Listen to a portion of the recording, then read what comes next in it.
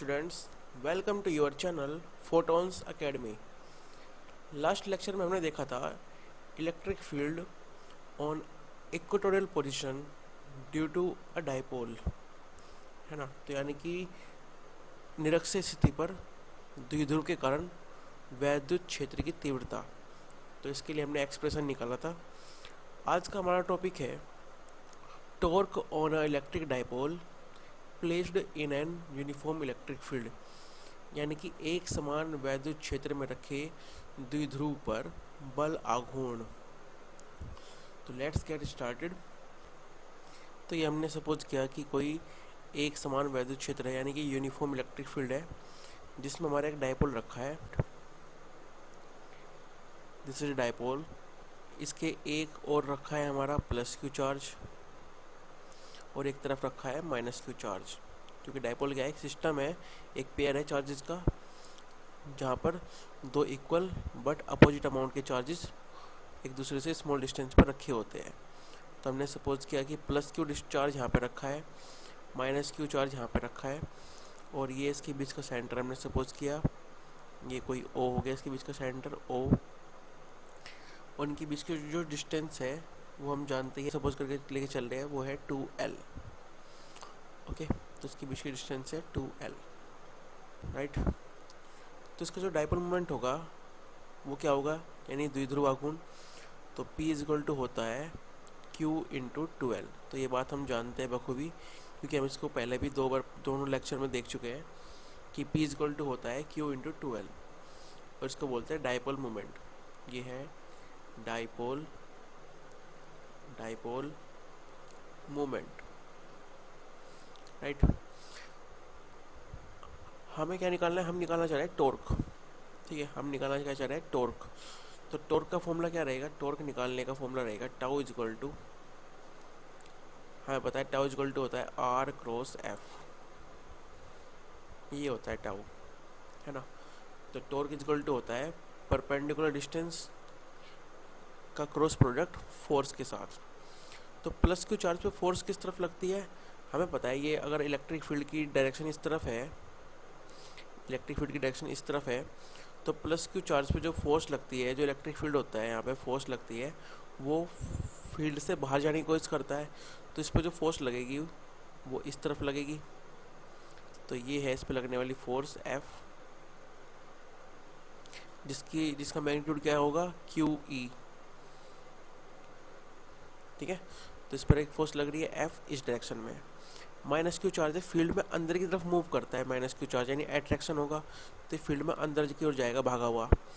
तो minus Q charge पे भी फोर्स कहाँ लगेगी, यहीं पे लगेगी, लेकिन इनवर्ड। अमाउंट सेम ही रहेगा, F इक्वल टू QE, ठीक है। ये फोर्स इस डायरेक्शन में वर्क कर रही है, तो ये फोर्स इस डायरेक्शन में वर्क कर रही है, यानी दोनों फोर्सेस क्या है, अमाउंट में इक्वल है बट डायरेक्शन में अपोजिट है, यानी एंटी पैरेलल फोर्सेस है।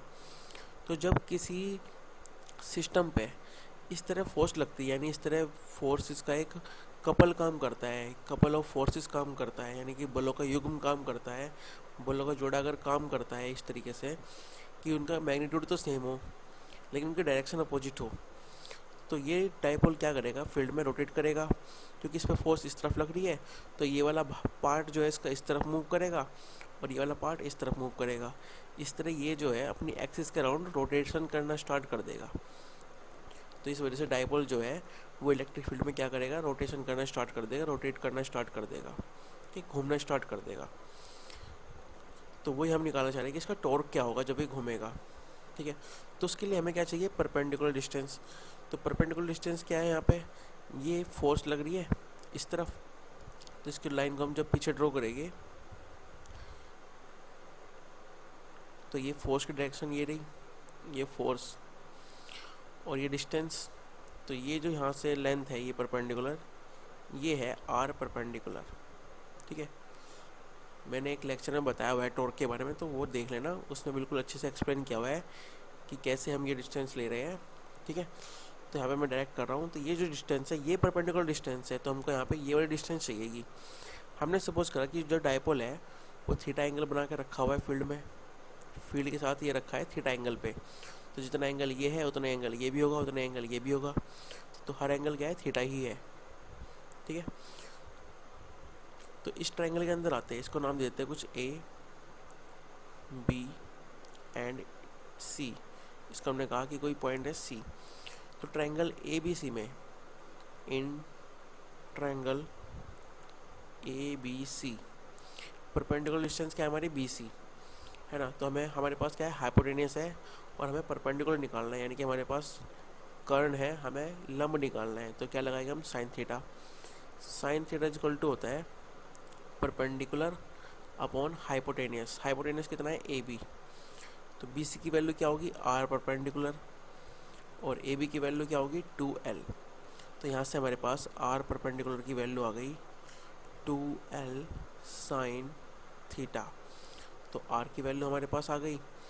एफ की वैल्यू क्या होगी, अभी हमने यहाँ पे फॉर्मूला लिखा है, एफ इजकल टू क्या है, क्यू ई। तो एफ की वैल्यू भी हमें पता है, तो एफ इजकल टू है क्यू ई। तो हमारे पास एफ की वैल्यू भी है और आर की वैल्यू भी है, दोनों वैल्यू को पुट कर देंगे इसमें और हमारे पास फाइनल एक्सप्रेशन निकल के आ जाएगा। बस छोटा सा आर्टिकल है ये, लेट्स सी। इस आर परपेंडिकुलर की वैल्यू इसमें रखेंगे तो टॉर्क इजकल टू बनेगा tau equal to 2l sine theta into F की वैल्यू रखेंगे यहाँ पे तो क्यू ई। ओके, हम मैग्नीट्यूड लेके चल रहे हैं इसका, तो ये मैग्नीट्यूड लिख दिया हमने यहाँ पे इसको। अब क्या करेंगे, यहाँ पे Q और 12 को एक साथ ले लेंगे, तो ये क्वांटिटी को ऐसे लिख सकते हैं ना कि Q into 2l sine theta e, right. ये वैल्यू हमें पता है क्या होती है, डाइपोल मोमेंट, अभी मैंने लिखा भी था। तो टाउ इक्वल टू आ जाएगा पी ई साइन थीटा। ठीक है, ये हमारे पास टॉर्क का एक्सप्रेशन आ गया। अभी फॉर्मूला कैसा बन रहा है, ये बन रहा है ए बी साइन थीटा। तो ए बी साइन थीटा को हम क्या लिख सकते हैं, ए क्रॉस बी। तो इसी तरह टॉर्क को हम लिख सकते हैं tau equal to p cross e. ये टाउ की डायरेक्शन हो जाएगी, इसका वेक्टर फॉर्म आ जाएगा और यहाँ से डायरेक्शन भी पता चल जाएगी इसकी। टाउ की डायरेक्शन क्या होगी, हमें पता है कि जब कोई वेक्टर का हम ए क्रॉस बी निकालते हैं, है ना, कोई वेक्टर है ए एंड बी, अगर हम उसका ए क्रॉस बी निकालते हैं तो ए क्रॉस बी की डायरेक्शन ऐसी होती है कि वो हमेशा उन दोनों वेक्टर की परपेंडिकुलर होता है। ठीक है, और उसकी डायरेक्शन जो निकालते हैं हम राइट हैंड स्क्रू रूल से निकालते हैं। हम अपनी जो पाम है यानी हथेली है वो ए की तरफ फैलाएंगे और उसको बी की तरफ बेंड कर देंगे। तो थंब जिस तरफ इंडिकेट करेगा वो थंब की डायरेक्शन हमारी क्या रहेगी, उस ए क्रॉस बी की डायरेक्शन रहेगी, राइट। तो लेट्स सी, हम क्या करेंगे, पी की डायरेक्शन हमें पता है क्या होती है, पी की डायरेक्शन होती है नेगेटिव टू पॉजिटिव। तो नेगेटिव टू पॉजिटिव ये डायरेक्शन है पी की, राइट। ई की डायरेक्शन, ये ई की डायरेक्शन है, ये है ई की डायरेक्शन, है ना। तो ये तो डायरेक्शन आ गई तुम्हारी पी की, ये पी की डायरेक्शन है, ये ई की डायरेक्शन है और टॉर्क की डायरेक्शन इन दोनों के परपेंडिकुलर है। हम अपनी हथेली हम पी की तरफ रखेंगे और उसको ई की तरफ जब घुमाएंगे तो हमारा थंब जो होगा वो इनवर्ड डायरेक्शन में होगा। तो टॉर्क की डायरेक्शन जो होगी वो इनवर्ड होगी, अंदर की तरफ। ये टाउ की डायरेक्शन है यहाँ पे। तो टाउ की जो डायरेक्शन है इधर ही बना के देखते हैं, पी ये रहा पी की डायरेक्शन एंड इट इज़ ई की डायरेक्शन। और जब हम पी की तरफ अपने हाथ को फैलाएंगे और ई की तरफ उसको बेंड करेंगे तो इस तरफ हमारा हाथ बेंड होगा, तो थंब हमारा कहाँ जाएगा, नीचे की तरफ। तो ये जो डायरेक्शन है ये किसकी डायरेक्शन है, टॉर्क की। तो इस तरह हमारा ये एक्सप्रेशन कंप्लीट हो गया। हमने टॉर्क निकाल दिया कि टॉर्क जो होगा डाइपोल पे लगने वाला वो होगा tau equal to p cross e. और टॉर्क की जो डायरेक्शन रहेगी वो परपेंडिकुलर रहेगी पी और ई से। ठीक है, और राइट हैंड स्क्रू रूल्स है, राइट हैंड स्क्रू रूल्स है हम इसकी डायरेक्शन निकाल लेंगे आराम से। ठीक है, तो आज का एक्सप्रेशन इतना ही, आज के लिए इतना ही। मिलते हैं नेक्स्ट लेक्चर में किसी और टॉपिक के साथ, तब तक के लिए टेक केयर।